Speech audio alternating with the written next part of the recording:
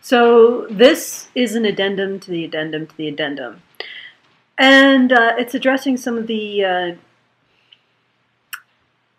counter-arguments that feminists are trying to create to my original argument that patriarchy theory implies that men are sociopaths. Is essentially saying that men are sociopaths. So anyway, some feminists have proposed that the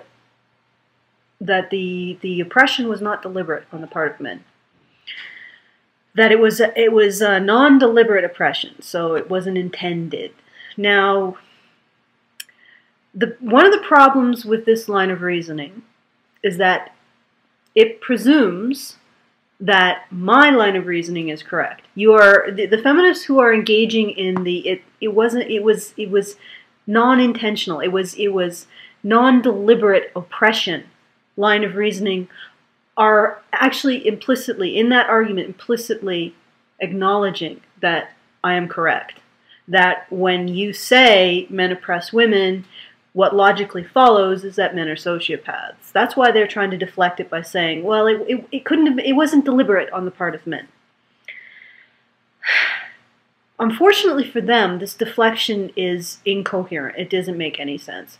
And the reason why it doesn't make any sense is because when you say that someone is non-deliberately, non-intentionally oppressing another group, what you're saying is that if the oppressed group ever stood up and said, hey, you're oppressing us, the oppressors would be like, oh my God, we didn't realize. Well, we'll stop that right now. When has this ever happened in history aside from feminism? Like, when has that ever happened? When an oppressed group stood up and said, you are oppressing us, the usual response is that the oppressors then try to kill them or, beat them or torture them or put them in chains or, put them in jail. The response isn't, oh, sorry. So there has never been another example of non-deliberate oppression throughout history.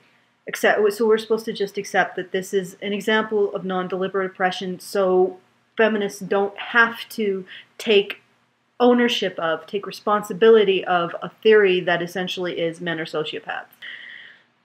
And the other thing is, if they're going to propose that this was non-deliberate oppression, then the reason why women were oppressed throughout history was because they were really stupid. Because they were too lazy to stand up and say, we're being oppressed, could you stop this? Why blame men?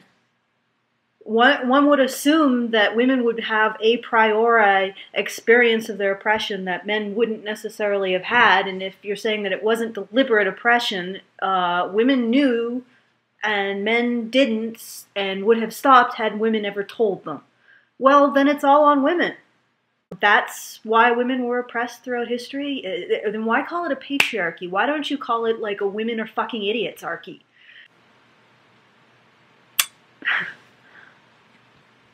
Okay, that's an update, an addendum to the addendum to the addendum.